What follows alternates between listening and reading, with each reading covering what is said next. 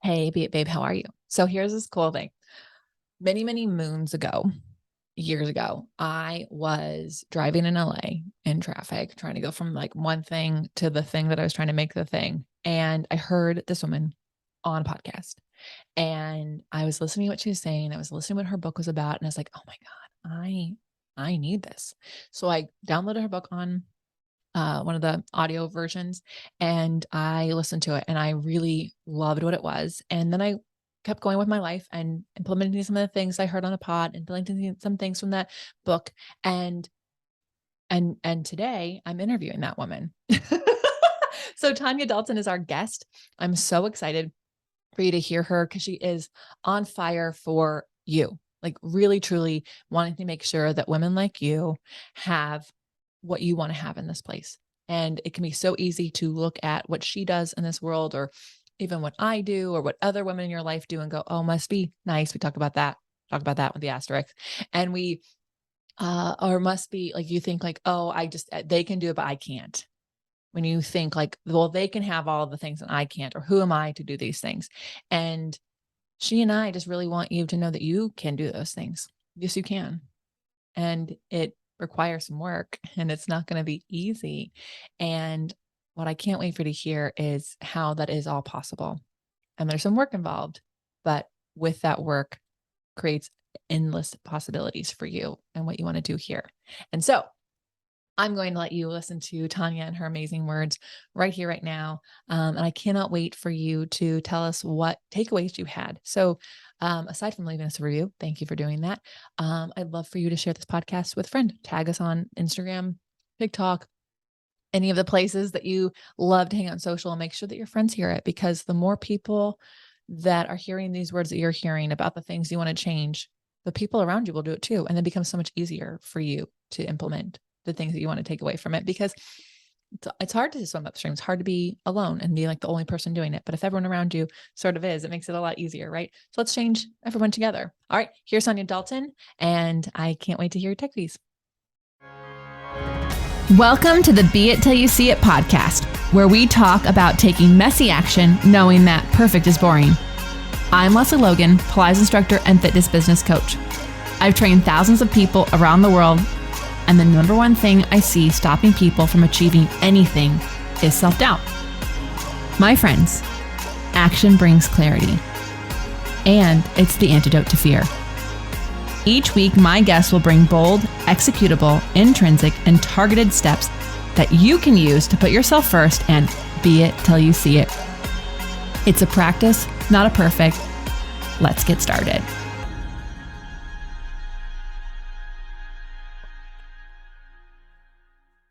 All right, Be It listeners, I'm really thrilled. Today's guest is someone I actually heard on someone else's podcast way many years before I ever thought I'd ever have a podcast. And I read her book, and I am just so excited to have Tanya Dalton here. Tanya, can you tell everyone who you are, what you write about, what you're talking about these days?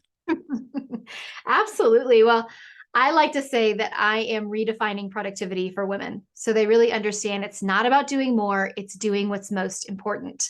So I do that through several different ways. First of all, I'm a wife, I'm a mom, I'm a business owner, I'm a podcaster, I'm an author. So I get it when women feel like, oh my gosh, I'm so busy. How do you get things done? Right? You and I were kind of chatting at the beginning about how do you get it all done? And the secret is you don't, right? So that's a lot about what I talk about. What I really love to have women understand is that really when we prioritize and we make choices in our lives about what we want to do, we can pour ourselves so fully into it. So that is what I write about in my books. I have 2 books, The Joy of Missing Out, as well as On Purpose. I have a podcast, The Intentional Advantage, which you can listen to right here on whatever podcast platform you're listening to this right now.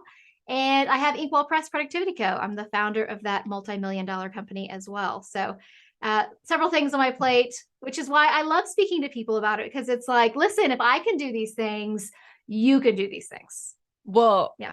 Yes. And I first of all, like, I love how many plates you've got, and I love everything that's on your plates. I have so many things I want to go down the road. But what started this process of you focusing on like the joy of missing out? What Were you always someone who was like, it was easy for you to prioritize what was important, or did you have to learn that the hard way? Well, I think our best lessons are learned the hard way, to be honest with you, which is kind of a bitter pill to swallow, but it's true. I started my first business back in 2008. So, gosh, that feels like forever ago at this point, right? 2008, and I was just supposed to be a small business, a side business, something I did on the side. I was really a stay-at-home mom. My husband was doing where he was doing marketing for Fortune 500 companies. And so he would leave our home in Dallas, Texas, and he'd buy a ticket called the Around the World ticket. He would circle the globe and come back the other side. And I was like, I need to have something I'm doing other than mothering. It's like, I need something else. So I started a business and I was like, oh yeah, it'll be this thing that I do on the side. I started it with $50. That was my investment. So I don't have a website, just selling to friends, maybe friends of friends. And I had this call with my husband, who is on the other side of the planet. And he called me, and it was the end of my day, beginning of his day. And I was telling him all the things that the kids were doing and all the things that were happening. And he got really, really, really quiet. And I was like, are you okay? And he said, I'm missing everything. I'm missing all the moments with the kids. I'm missing watching them grow. And I was like, no, it's okay. But I could tell that really pulled on him and that really bothered him. He loved doing the marketing, but he didn't love being away. And so I hung up the phone that evening in my bright yellow kitchen. I stood there and I made a big, bold decision. I decided I was going to grow that tiny little side hobby business of mine, big enough to absorb his MBA income, which was a pretty bold decision to make in my bright yellow kitchen with two kids, right? Who were literally playing at my feet. And I had zero business experience. I had never even taken a course in college on business. But I sat down that night, I mapped it out, I started making plans, I created systems because here I am. I'm a stay-at-home mom, so I have two small kids to take care of, a husband who's gone for 3 or 4 weeks at a time, and I wanted to grow this business. So I knew I needed to be really proactive with all of this. And within about a year, I was able to make that goal happen. I was able to hit 6 figures. I was able to absorb his MBA income, and that was amazing. That's amazing. That's amazing. Thank you. Well, I mean, I think this is the thing. It is really when you start honing in on the things that matter most. But there were really moments in there within that first couple of years where I was trying to do all the things and I was wearing myself out and I was frustrated and I was irritated and I was not the best person, not the wife, mom, person, friend, aunt that I wanted to be or any of those things, right? And so I had moments where I would feel like, what is this all for? Why am I doing this? And it was really that realization that I wasn't gifting myself the time to really grow, which then doesn't allow my business to grow, which doesn't allow my family to grow, all of those things that I really needed to make a shift. And in about 2013, at that point, John was working for me. He's been working for me since 2009. I was going to say, you had to how did you, I'm hoping you took him into the business. Cause if he does have this MBA, you're like, we do need an operation. We need some. Fully. Yes. Why don't you come on board and work alongside of me? Yeah. So he's been working for me since 2009. I like to say we sit across the desk from each other. We are together 26 hours a day. We're always together, but it works for us. It works for our marriage. We're really happy with it. But in 2013, I looked at him and I said, I love you. I love working with you, but I don't love what I'm doing. That business I'd started was a side hobby. It was something I was just doing on the side. I wasn't as passionate about it. I felt like I was here to make a bigger impact. Mm-hmm. And he was like, well, what do you want to do? And I'm like, I don't know. I have no idea. Right? What if there is nothing else out there? And so it was taking the time to step back and say, what am I really passionate about? When I did that, I realized I'm passionate about helping women. I love working with women. I love teaching. I used to be a teacher, once a teacher, always a teacher. So I knew I wanted to have podcasts and books and things like that. But then I also really love productivity because truly, when I understood what it meant to be truly productive, that's what flipped the switch on everything. That's when not only did I have a thriving business, but I had a thriving personal life. I was able to have both. And I was watching so many other women struggle with it. So that's why I decided to start Inkwell Press. Okay. This is really cool. So a couple highlights. One, you had to take a step away to actually, because you got when you're in it, And I think that's Oh, where it's yeah. almost like, I wish there's another word for burnout, because I feel like there's different kinds of levels and styles of that. But Mhm, like when you're so in it and you're like, I don't really like who I am in this right mhm. now, you can't go. I feel like that's when people are trying to figure out what that is. And it's like, you actually can't while you're doing that. You have to take the step out. You got to go for the walk. You got to take the break. You got to Yep. leave it all, because otherwise you're trying to fix a problem while you're in a problem. Yeah, you have to get off the bike to fix the bike. You can't stay Yes. on the bike and fix the flat tire and fix, right? Like you have to get off of the bike and give yourself that space. And people Mhm. don't feel like they can give themselves that. But if you don't, you're staying on a broken bike, Yeah. right? And you're Yeah. just doing the same things over and over again. So it's not a matter of that being a luxury of giving yourself that time. It's a necessity. We need to do that for ourselves from time to time. I know. But everyone thinks it's a luxury. They think if they will look at your business and go, it must be nice for her. Oh, And yeah. I really, Must be nice. I fucking hate that. I had a woman who wrote a book about talking about mental health in the workplace. And she said, if someone at work is going, oh, it must be nice that you could go on a run on your lunch break, you have to say, it is great that I can do that. And I wish that you could take time for yourself too. Like you have to like literally highlight that what Wow. they're resenting is that they're not doing. And how can we help people do that? So, and yes, that's a great analogy for my visual listeners. Like, can't fix the bike while you're on it, but don't you find that some people are just so afraid of where that bike could go if it was fixed? Like, I think people's fear Yeah. of where the bike could go when it's fixed is what keeps them on the broken bike. We get really overwhelmed by the idea of what if, right? Oh, I won't know what I'm doing. And so sometimes there's a lot of times there's two issues. Either you don't have a vision and you don't know what that looks like, which is okay. That's one of the things I really dive into in my last book. Like, how do you figure that out? Or the vision is so big, it's daunting and it's scary. Like, who am I to do these things? Right. Mhm. And the truth is, it's like it's like the idea of where you are now and the place you want to go is far apart. Like there's this giant chasm, like the Grand Canyon between them, right? And where you are now, it feels impossible to get to that place you want to get to. And you think, oh gosh, I've got to like build a jetpack to zoom across that giant chasm, right? And we'll spend years like trying to figure out how we're going to do that, over perfecting all of that, trying to build a jetpack. When in truth, if we put one foot in front of the other, tiny little itty bitty steps, one after the next, we would make it down the walls of the Grand Canyon, cross the Grand Canyon, and you can go back up the other side in one day. You could Yeah. do that in the Grand Canyon, right? So along those steps, each one of those steps, we're learning things, we're evolving, we're growing, we're changing.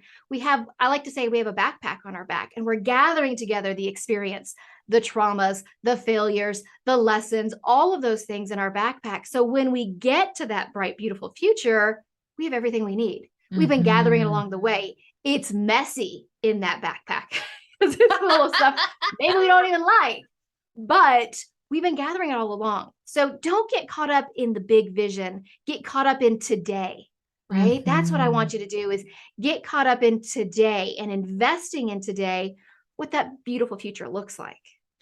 Oh my God, I love that so much. I love that. We say take messy action. Like that's like, just like take Yes. because I do say perfect is boring all the time. And I have to remind myself that is, because it just is. No one wants to hear how perfect your backpack is packed. They don't like, No, they just so want to hear boring. how the journey was. Nobody wants to talk to you at the party if you have all your shit together, right? Let's be honest, because then they just walk away and they're like, well, I'm the worst, right? Yeah. And here's the truth. We love the story of the underdog. We love Mhm. watching movies where someone's had it hard or they've gone through this thing and then they overcome it. And yet we don't see the value in our own stories. We don't see that we're the underdog sometimes. And we have this beautiful arc in our story as well when we come out the other side. And it's just as beautiful as seeing it in the movies because Yeah. we get to live it. It's hard in the messy middle. It is difficult and it feels frustrating because we just want rainbows and unicorns, right? And that's not how the world works. I know all of us with our born in Lisa Frank era, we just want rainbows and unicorns, but my parents couldn't afford that. So I had just the plain folders. But you said the messy middle, and that's something I haven't actually finished that book, whose name is escaping me, but it's on like my end table by the couch. And whenever I like am in it, I'm like, oh, we're just in the middle right now. We're just in the middle. Mm. And luckily, when you're in the middle, it goes up and down and up and down. And we have an upcoming. There's an upcoming. Yeah. There's We've got to always get an upcoming. there. Yeah. I think this is why, honestly, too, like when we get to a point, and this happens for everybody, where it feels like there's no upcoming, like it's just I'm in these trenches and it's terrible and it's hard. Going back and doing a little exercise of mapping out your own life map, and you look at the highs and the lows of your life, and you map it out like a graph, you will see highs and lows, and then highs and then lows. Our life is a cycle of these highs and lows. It's not going to constantly be high. It's not constantly going to be low. But when you do that for yourself, you can really start to see, oh, I did recover from that. Gosh, I remember in that moment how it felt like I was never going to get out of that. And yet somehow I did. And here's a high that came after that. Right. So Yeah. really looking at what I call your breadcrumbs. See where you've been. It's like when you're on a hike, right? And you get to a point on a hike where you're like, I can't go any further. Like my legs are tired. I'm tired.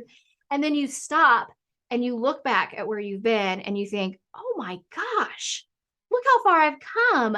And then suddenly you get that second wind and you think to yourself, I can keep going. I can do this. We have to do that in life, just like we have to on a hike or anything else. We have to stop. And this again is us stepping back, right? Getting off the bike, taking a look and saying, wow, I've come so far. I can keep doing this. That's where a lot of that self-motivation comes from, that self-trust. Yes. And we talk a lot in my group where we coach people. It's like, it's fuck yeah Friday on Fridays. It's you can make it any other day, but on Fridays at minimum, you must celebrate what you did do.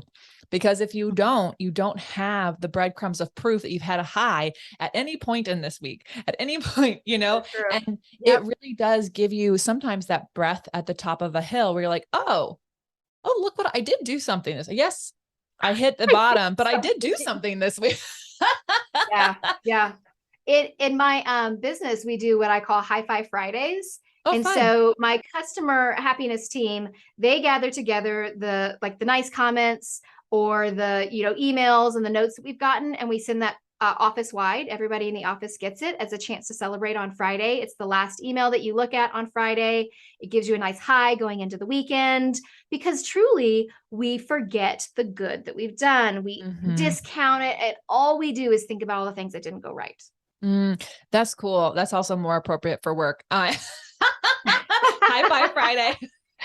My team who's going to produce this, if you want to change the fuck yeah Friday to but fuck yeah Friday is nice. I like the alliteration and the words. So I know. So we use we have a project manager tool we use, and then most people that engage with our company in different ways, it's in Slack. And so we have a girl who does our Amazon for our flashcards, because again, how do we do everything? We don't. Someone else who's an expert at Amazon does Amazon.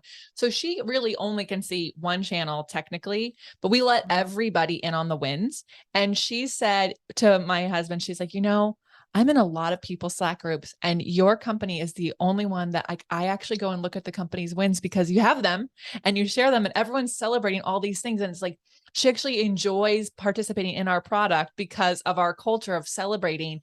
And, I do it there. I do it in my groups, because it can be so hard if you're listening, like, oh, it's so hard to do that for yourself. But if you can literally make it part of the routine of your job, it becomes a little bit easier to do that. And because we don't do anything differently, we kind of are the same person. So if I start to do that as a habit at work, then it becomes really easy during the week to go, oh, look what I did there. Like, oh, I'm going to celebrate that right now.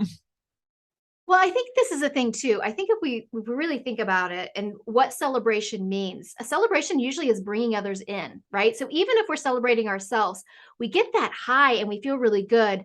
Don't you think that bleeds into the other areas of your life? If you're feeling really good because you've celebrated yourself, aren't you a better mom to your kids? I know I am. I'm much more patient. I'm much more calm, right? There's less of the mom I don't want to be. I'm a better wife. I'm a better daughter to my parents. I'm better in every way, shape, and form because I've taken care of myself. And that in the scientific terms is actually called the halo effect. When we do things that are good for ourselves, the people around us also get the benefits, whether it's eating healthy or taking care of our body or celebrating our wins. That ends up creating this beautiful domino effect where the others around us start doing that as well. We hear about where the average of the 5 people we hang around, people are hanging around you. Bring that average up by celebrating yourself, by thinking about all the good that you've done. That allows everybody else around you to rise up as well. Oh, I love when science backs up like I know, anything that's self-development. Me too. I love it. So I wonder, okay, I love that you mentioned that about the halo effect. And also you brought it back to being a mom. I think that's so important because I don't have kids. So I understand that when I say a lot of things, they're like, well, it must be easy for you. You don't have kids. I have 3 4-legged children and they are demanding. We always say it must be nice for other people because there's some asterisk that makes them a special snowflake. Must be nice for you because you don't have kids. Must be nice for you because your business is successful. Must be nice for you, right? We all have a must be nice for you. Yeah. Let's stop pretending like it's always an exception when something is going well, right? Yeah. For people yeah. Thank you. And to all of you listening, we can all start that. We can actually make that a thing. It can be trending. I wonder if you can remember back in 2008 when you started your business and you're like, I'm going to make enough to like take over my husband's income so he can come into this business. How did that work with like setting up boundaries and still being able to be there? Was that easy? Was there adjustments you had to make? Is there anything like hard conversation to say with people? How'd that look? Let's be honest. If I said it was really easy to set boundaries, somebody would go, must be nice. It wasn't. It was not easy. Setting boundaries is not easy, but it's so important. For me, it was really about really differentiating between my hours of business and my hours of availability. That was one of the first things that I did that I think most business owners, especially if you're working out of your home, they don't do. We think I'm working, so therefore I must be on, right? Hours of business are when you're working on your business. That could be at 11 o'clock at night. If you're a night owl, it could be 4 a.m. If you're an early riser, could be, during your kid's nap. Hours of availability is when you're available for customers or clients or responding, right? Really setting those boundaries early, I think, and communicating them is so vastly important because the problem is you're working at 11 o'clock at night because, you haven't been able to work because the kids have been up and doing all these things, right? And so you're answering client emails at 11 o'clock at night because that's when it works for you. Well, I would say go ahead and you can schedule those. Every email program has a way to schedule your emails to send out later. Schedule them during your hours of availability. What happens is you send out an email at 11 o'clock at night, and a couple of days later, client reaches out at 10:45. Happens to be a night that you actually got to bed early, and then they're irritated. You've not responded right away, right? But you have set that boundary that I'm here at 11 o'clock at night working. So really be intentional about when you're working and you're available and when you're working and you're unavailable. So for me, especially when I was first starting out, so I had, 2 small kids, husband who was traveling, all of those things. I would sit down on Sundays and I would say, here's the hours I'm working this week. And I would make that decision and I would create those containers of time. Now, those first couple of years of business, my biggest days of working were on Mother's Day out and preschool days, right? The other days of the week were not heavy work days. It was like, for a while, it was just Tuesday, Thursday. And then we moved to like Monday, Wednesday, Friday kind of a thing. So I knew that on those days where I was giving myself those work containers, I was focusing in on work, right?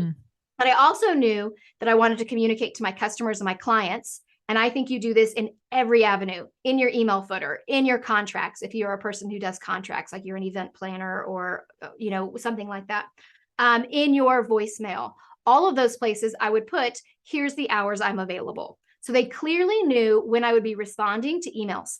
And I set up my phone using Google Voice so that it had a very different ringtone. So it would come to me and it would have a different ringtone. I could set the business hours so it didn't ring after business. Yes. I also taught my kids what that ringtone sounded like, and they knew what to do when we heard that ringtone. I had a little chart on the wall. I used to be a teacher, keep in mind. So I had a little chart on the wall with pictures. They would hear that ringtone and they would run over and they would pick an activity off of there and they would go do that. So they weren't bothering me during my phone call. Now, I didn't do that naturally. I mean, I didn't have like trained chimpanzees for children. We practiced it, right? Yeah. I would pretend like the phone would ring. I'd put on the ringtone. I'd be like, okay, what do we do? What do we do? And they would run over and we'd make it into this big game and we would practice it. Just like as a teacher, we would practice for the fire drill. That's why they line up nice and quietly, even though they're like, 3 years old. You're able to do that because you practice it. So I set those boundaries with my kids. I set those boundaries with my clients and my customers. I set those boundaries with myself. And that was hugely freeing. It really was. Okay. Y'all, I hope you wrote down those different things. Cause Brad and I talk about all the time. We're like, with our people we coach, I'm like, your clients don't need to have your personal phone number. Google Voice, it's free. No. We use it too. My gosh. It's so great. First time you get a phone call on Saturday morning at like 7:00, that's when you're like, okay, this is not working. And what I love though, is that for people who have a debt obliger tendency where they need a little bit more accountability, by you putting in your hours availability in your voicemail, in your email, and any of these places, it actually holds you accountable to that so that you can't bleed out by being a people pleaser or by not having that account, because you put it in place. So it makes it really easy and you set the stage. I think you're correct. Boundaries are so hard. And sometimes you don't know you need a boundary until it's been crossed and you're like, oh, okay, I don't like that. So I'm going to create a boundary there. But now I know.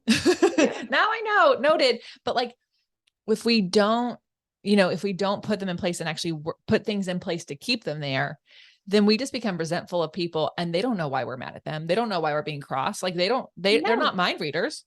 We get so irritated. We're like, can you believe that client called? But hey, we didn't correct them. We didn't tell them this is when our boundaries, were. In The Joy of Missing Out, I give this example, and it's an old example that has been around for a long time, but I think it's so poignant and helpful for people to understand why we need boundaries. If you were to imagine a school that's next to a busy road, there's no fence. The teachers are going to let the kids go out for recess, but they're going to say like, stay close, right? Because we don't want them running out to the road. So the kids have to play close to the school and where the teachers can keep an eye on them.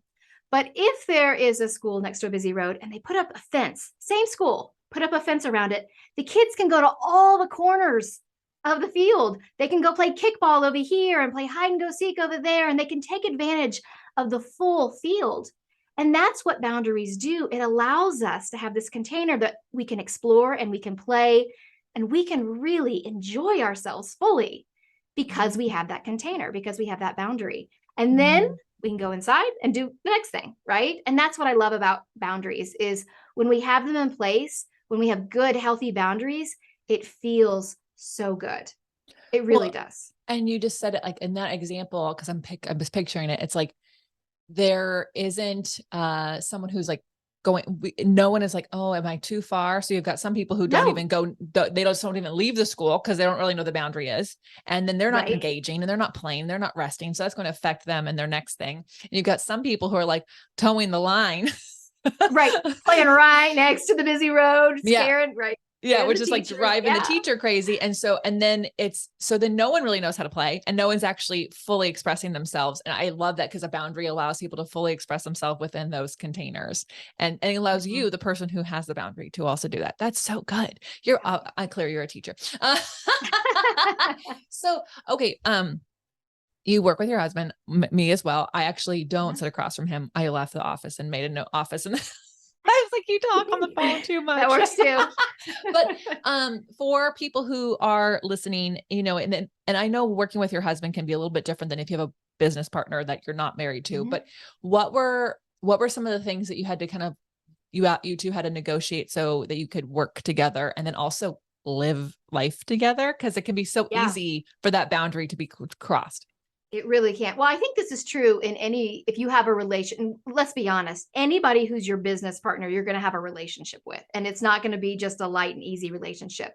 You're going to know each other's personal crap. You're going to know what's going on behind the scenes. You're going to know all those things. We got this question so much. We actually did a podcast episode, the two of us together, talking about it. I think honestly, and so at this point, John and I have been married 22 years. I think the secret to a happy marriage, whether that marriage is husband and wife or business partners, or you know what I mean, friends who are business partners, it's another form of marriage. It really is. The biggest secret is communication and really understanding who the other person is and respecting that. Knowing who they are and knowing that they're different than you and still respecting that and clearly having that communication. So there are times where first of all, I love what I do. Like it makes me so happy. I could talk about it all day long. And John will look at me sometimes and he'll be like, honey, no, we are not talking about work right now. I cannot think about it. And I have to, first of all, respect that he doesn't want to talk about it, and that's okay. And he has to respect me enough to communicate it to me. I don't want to do this. So he's setting a boundary there. I think also really being very clear about what our responsibilities are. I think especially as people are starting off their businesses, they don't really think about kind of the roles and responsibilities of each person and each job.